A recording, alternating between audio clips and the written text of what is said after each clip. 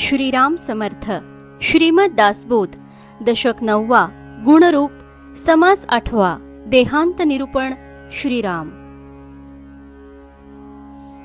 ज्ञाता सुटला ज्ञानमते, परंतु जन्म कैसा बद्धाते.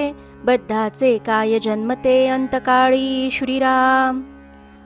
ज्ञानी आत्मज्ञाच्या योगाने जन्म मरणाच्या फेऱ्यांतून सुटतो, परंतु बद्धाला पुन्हा जन्म कसा येतो?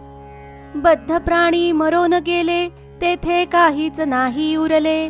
जाणीवेचे विस्मरण झाले मरणापूर्वी. श्रीराम. बद्ध प्राणी मरून गेला तर तेथेही काहीही उरत नाही. मरणाच्या पूर्वी जाणीवेचे विस्मरण झालेले असते.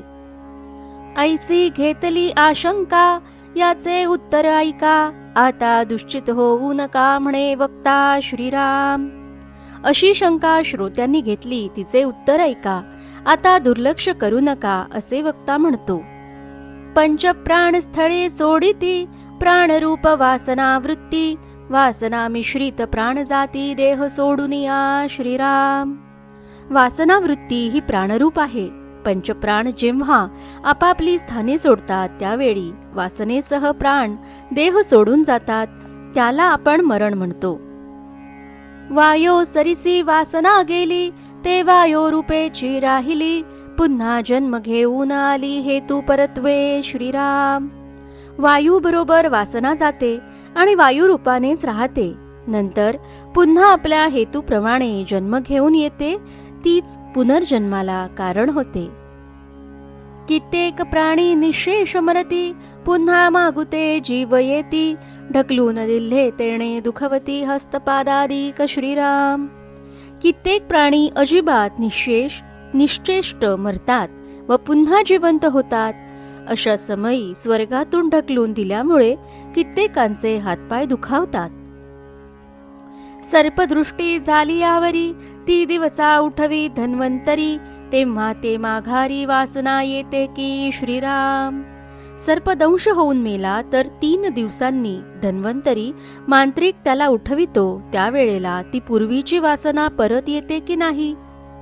कित्येक पूर्वी श्रापिले, ते शापे देह पावले. उश्रापकाळी पुन्हा आले पूर्वदेही. श्रीराम. कित्येक ते होऊन पडतात, त्यांना कोणी उठवितात.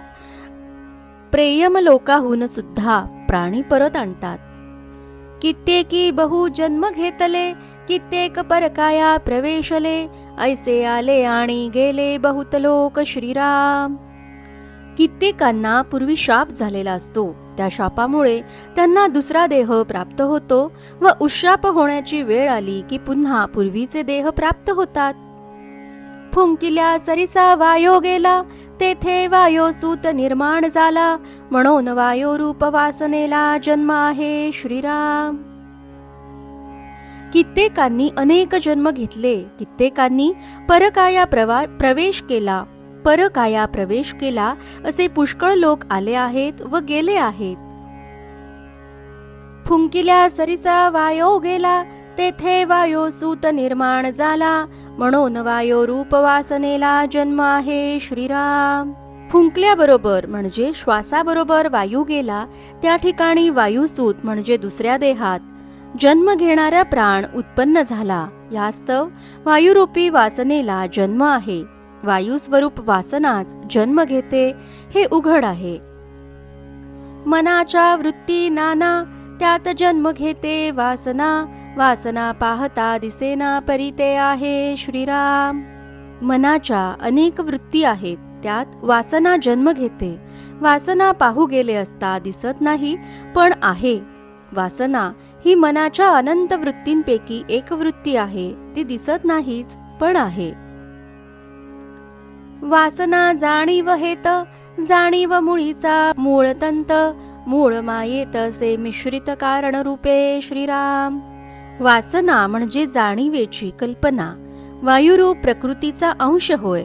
आणि जाणीव ही मूळ मायेतील मूळचा धागा होय. मूळ मायेचे कारण ही जाणीव असून तिजमध्ये मिश्रित आहे. व जाणीव ज्ञानरूप मूळ मायेचे कारण जाणीव आहे.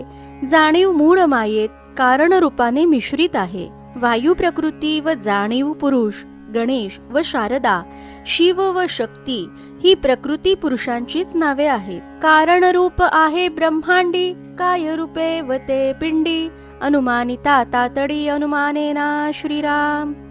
जाणीव ही कारण रूपाने ब्रह्मांडात असून कार्यरूपाने पिंडात आहे. घाईघाईने तिजविषयी तर्क करू लागल्यास तर्क करता येणार नाही. वायो मध्ये विकार नाना, वायो तरी पाहता दिसेना, तैसी जाणीव वासना ती सूक्ष्म श्रीराम. परंतु वायूचे रूप जसे सूक्ष्म असते तशीच ही जाणीव सूक्ष्म रूप आहे. सर्व देव आणि पंचभूते ही भूतसृष्टी वायुरूपच आहे. त्रिगुण आणि पंचभूते हे वायोमध्ये मिश्रिते, अनुमानेना म्हणून त्या ते मिथ्या म्हणू नये श्रीराम. वायूमध्ये अनेक प्रकारचे विकार आहेत, तरी पण तो वायू पाहायला गेले तर दिसत नाही. त्याचप्रमाणे जाणीव व वासना अतिसूक्ष्म आहेत म्हणून दिसत नाहीत. सहज वायो चाले तरी सुगंध दुर्गंध कळो आले, उष्ण शीतळ तप्त निवाले प्रत्यक्ष प्राणी श्रीराम. त्रिगुण व पंचभूते वायूमध्ये मिसळली आहेत. आपणास त्याचे अनुमान करता आले नाही तरी त्यास खोटे म्हणू नये. वायोचेनी मेघ वोळती, वायोचेनी नक्षत्रे चालती, सकळ सृष्टीची वर्तती गती कळतो वायो श्रीराम. सहज वारा वाहू लागला की सुगंध व दुर्गंध कळून येतो. उष्मा होतो, थंडी वाजते, ताप येतो, निवतो, या सर्वांचा अनुभव प्राण्याला प्रत्यक्ष येतो. वायो रूपे देवते भूते, अंगी भरती अकस्माते, विधी केली या प्रेते सावध होती श्रीराम. वायूने मेघ भरून पाऊस पडतो, वायूने नक्षत्रे चालतात. फार काय, सगळ्या सृष्टीची गती चालली आहे ती सर्व वायूच्या योगानेच होय. टाळे न बोले, देहामध्ये भरून अडोले, आळी घेऊन जन्मा आले कित्येक प्राणी श्रीराम. वारे, वारे म्हणजे पिशाच संचार. निराळे, देहाहून वेगळे होऊन बोलत नाही, देहात संचार करून डोलत असते. वासना धरून कित्येक प्राणी जन्मास आले. वायू स्वतंत्रपणे काही बोलत नाही, देहाच्या आश्रयाने बोलतो व डोलतो. हट्ट, आळी घेऊन कित्येक प्राणी जन्मास येतात. ही वासनेची कार्ये पाहता वासना वायुरूप आहे असेच ठरते. वायो स्तब्ध रूपे सृष्टी धरता, वायो चंचल रूपे सृष्टी करता, न कळे तरी विचारी प्रवर्ता म्हणजे कळे श्रीराम. अशा रीतीने वायूचे खेळ होत असतात. तात्पर्य त्याचा विस्तार कळत नाही. सगळे काही चराचर वायूमुळे होते. ऐसा वायोचा विकार, येवंच कळेना विस्तार, सकळ काही चराचर वायोमुळे श्रीराम. अशा रीतीने वायूचे खेळ होत असतात. तात्पर्य त्याचा विस्तार कळत नाही. सगळे काही चराचर वायूमुळे चालत आहे. मूळ मायेपासून शेवटवरी, वायोची सकळ काही करी, वायो वेगळे कर्तृत्व चतुरी मज निरोपावे श्रीराम. स्तब्ध रूपाने सृष्टीला धरणारा व चंचल रूपाने सृष्टीला करणारा वायूच होय. कळत नसेल तर विचार करा म्हणजे कळेल. जाणीव रूप मूळ माया, जाणीव जाते आपल्या ठाया, गुप्त प्रगट होऊन या विश्विवते श्रीराम. मुळापासून शेवटपर्यंत काही वायूच करतो. वायूखेरीज कोणते कार्य होते ते मला सुज्ञांनी सांगावे. कोठे गुप्त कोठे प्रगटे, जैसे जीवन उफाळे आटे, पुढे मागुता बोध लोटे भूमंडळी श्रीराम. मूळ माया जाणीव रूपाने प्राणीमात्रांत आहे व शेवटी पुन्हा आपल्या ठिकाणी लीन होऊन राहते. अशा प्रकारे ती गुप्त व प्रकट होऊन विश्वात वागत आहे. तैसा वायूमध्ये जाणीव प्रकार, उमटे आटे निरंतर, कोठे विकारे कोठे समीर उगाच वाजे श्रीराम. पाणी जसे कोठे वर उसळते, कोठे आटून जाते आणि पुन्हा जमिनीवर पाण्याचा लोटच्या लोट येतो, त्याचप्रमाणे जाणीव वायूत कोठे गुप्त कोठे प्रगट आहे.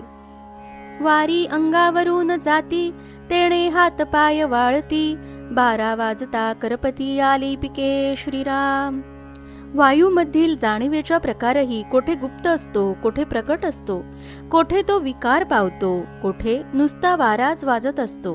अंगावरून वारे गेले म्हणजे हातपाय सुकून जातात. वाऱ्याचा कडका पडला की कित्येक पिके करपून जळून जातात. नाना रोगांची नाना वारी, पीडा करीती पृथ्वीवरी, वीज कडाडी अंबरी, वायोमुळे श्रीराम.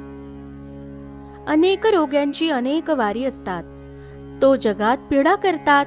आकाशात वीज कडाडले ती वायूंमुळेच. वायो करिता रागोद्वार, कळे ओळखीचा निर्धार, दीघ लागे मेघ पडे हा चमत्कार, रागोद्धारी श्रीराम. वायूच्या योगाने गायन शास्त्रातील अनेक राग उत्पन्न होऊन त्यांचे स्वरज्ञान निश्चित होते. दीपकल्याण रागाने दिवे लागतात, मेघमल्हार रागाने पाऊस पडतो, असे चमत्कार रागामुळे होतात. मंत्रे देव प्रगटती, मंत्रे भूते अखर किती, बाजीगरी बोंडवरी बोडंबरी करीती मंत्र सामर्थ्ये श्रीराम. वारा फुंकल्याने भूल पडते, फोड सुकून जातात. वायूमुळेच अनेक मंत्र चालू आहेत. राक्षसांची मावरचना, देवादिकांही कळेना, विचित्र सामर्थ्ये नाना स्तवन मोहनादिके श्रीराम. मंत्र्याच्या योगाने देव प्रगट होतात, भूते वटणीवर येतात. गारुडी विद्या व राक्षसांची वोडंबरी ही विद्या सर्व मंत्र सामर्थ्याने चालतात. धडची पिसे करावे, पिसेच उमजवावे, नाना विकार सांगावे किती म्हणून श्रीराम. राक्षसांच्या मायेची कृत्ये देवादिकांना सुद्धा कळत नाहीत. स्तंभन, मोहन इत्यादी अनेक प्रकारची विचित्र सामर्थ्ये तिच्यात आहेत. मंत्री संग्राम देवाचा, मंत्रीचा अभिमान ऋषीचा, महिमा मंत्र सामर्थ्याचा कोण जाणे श्रीराम. चांगल्याला वेळ लागावे, वेड्याला ताळ्यावर आणावे, असे अनेक प्रकारचे वायुविकार किती म्हणून सांगावे. मंत्री पक्षी आटोपिती, मुशके स्वापदे बांधती, मंत्री महासर्प खेळीती आणि धनलाभ श्रीराम. मंत्राच्या योगानेच देवांची युद्धे होतात. मंत्र हेच ऋषींचे भूषण आहे. मंत्र सामर्थ्याचा महिमा कोणाला कळणार. मंत्राने पक्षी धरतात, उंदीर वाघ इत्यादी बांधतात. मोठमोठे सर्प सुद्धा जागच्या जागी खेळून टाकतात आणि द्रव्य प्राप्त करून घेतात. आता असो हा प्रश्न झाला, बद्धाचा जन्म प्रत्यया आला, मागील प्रश्न फिटला श्रोतयाचा श्रीराम. बद्धाचा जन्म कसा होतो याचा अनुभव आल्यामुळे हा प्रश्न संपला आणि श्रोत्यांची मागील आशंकाही फिटली. इति श्री दासबोधे गुरुशिष्य संवादे देहांत निरूपण नाम समास 8 समाप्त. जय जय रघुवीर समर्थ.